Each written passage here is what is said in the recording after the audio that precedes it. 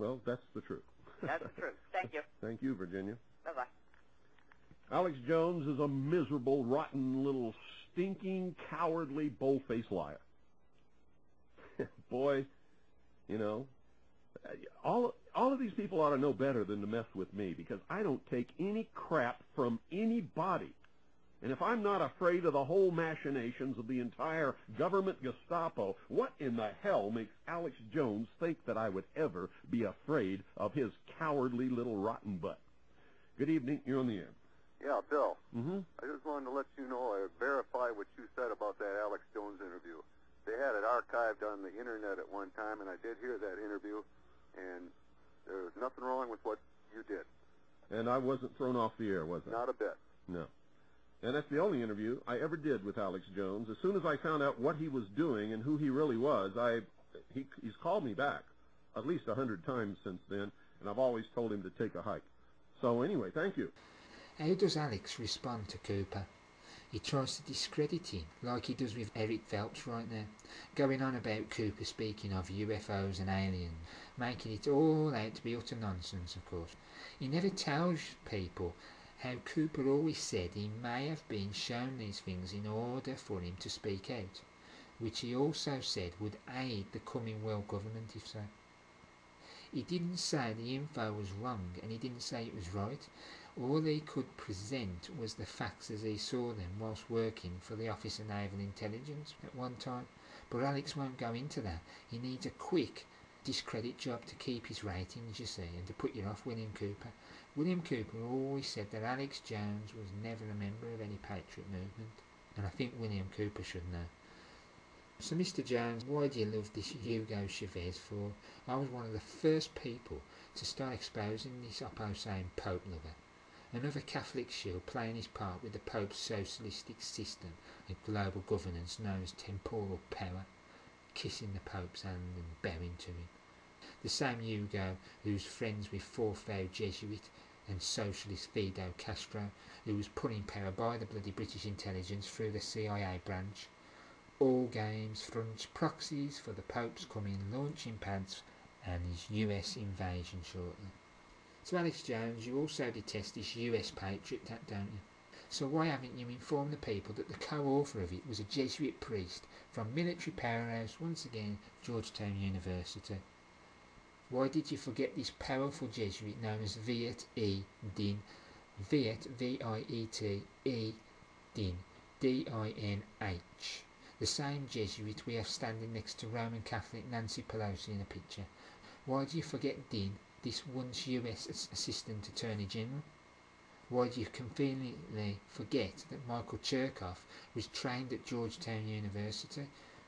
While we see once again a connection to Maltese Knight Murdoch, with Din being a director of his corporation? Why, Alex, don't you tell the paying people how you censored the legendary Judge Buster Sherman Skolnick from speaking about the Jesuit order on your radio show? Why did you do that? Would funding have stopped because he was talking about Roman Catholic and the truth? Alex, if you love America so much, why don't you speak of how the Supreme Court is majority Catholic, including Opus Dei Antonin Scalia? What about how the majority of the US police are Roman Catholic Knights of Columbus? What about how Jeb Bush is a fourth degree in that order? Who controls Jeb and the order? Why, it's Carl A. Anderson, the Supreme Knight, of course. You know, why do you forget these important Catholic issues, Alex? Trying to hide something here. Why don't you speak of the 1822 Treaty of Verona, V-E-R-O-N-A, and the destruction of the US Constitution? You go on about the US Constitution and that. Why don't you talk about that?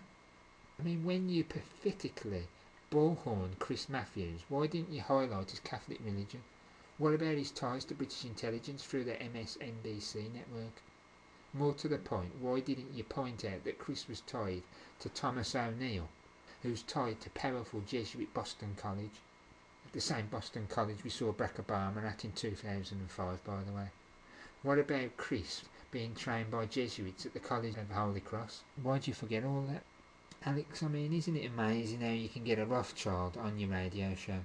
This great big powerful Rothschild family. Maybe it's because of all the promotion you give them as these great, powerful, all-controlling bankers. This proved you were an agent completely.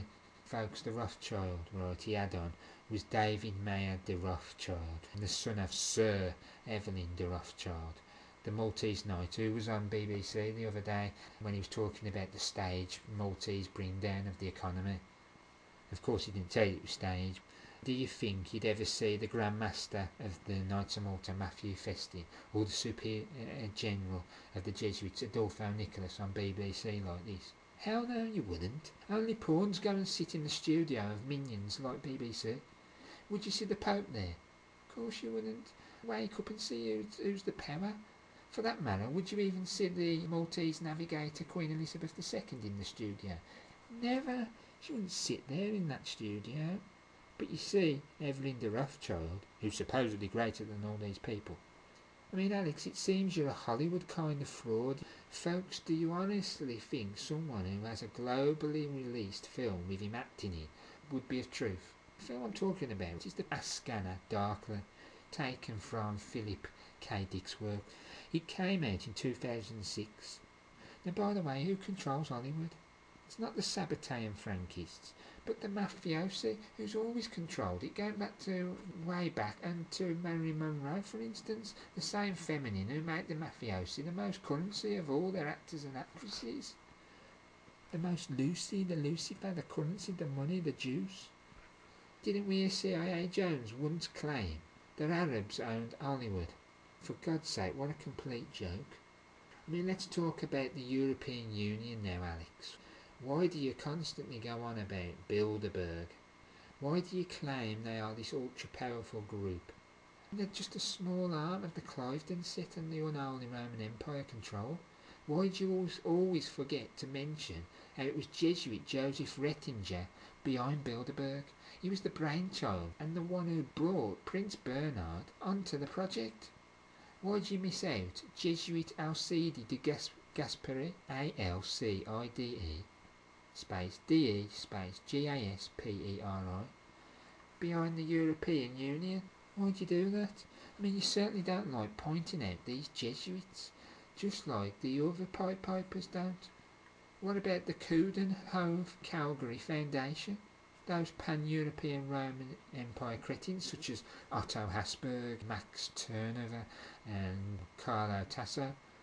The same foundation linked to Richard Coudenhove, Coudenhove. Never really talk about them, do we? What about Belgium's Circle des Nations, CERCLEDES Nations? What about the Swiss Mont-Pelerin Society, MONT space PELERIN space Society? You don't speak about them, do you? That devious society that pirate Milton Friedman came from, a cretin part of the post-industrial zero growth society agenda with all this free trade. What about the German Hans Seidel Foundation, HANNS space SEIDEL Foundation? Hey Alex, who controls Germany, Belgium and Switzerland along with others? Why, it's Jesuit Regional Assistant Antonin Cahul, KERHUEL, from France. We also have many others we can talk about, such as the Société Internationale de Wilton Park, that's another one, and of course Movement d'Action pour Union d'Europe. Why don't you speak of these high European Roman-controlled organisations, Alex? Do you wish to just keep the profane at a basic level still highly profane? Do you think the United States is the be-all and end-all? Wrong. The world is controlled by Europe, and in fact the head of the dragon is within the city of Seven Hells, Rome. So considering we hear you speak sometimes of Europe control of the US, why no knowledge of European powerhouses I've just given and others? Have you ever heard of the Associazione del Nobili del Sacro Romano Impero? Who were the only two people that had a chance of getting the soon permanent position of EU President. The two candidates were Maltese knight Tony Blair and of course Jose Maria Aznar.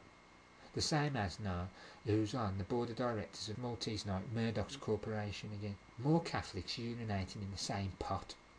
Aznar is fully controlled by Smom Middle Eastern navigator King Juan Carlos of Spain.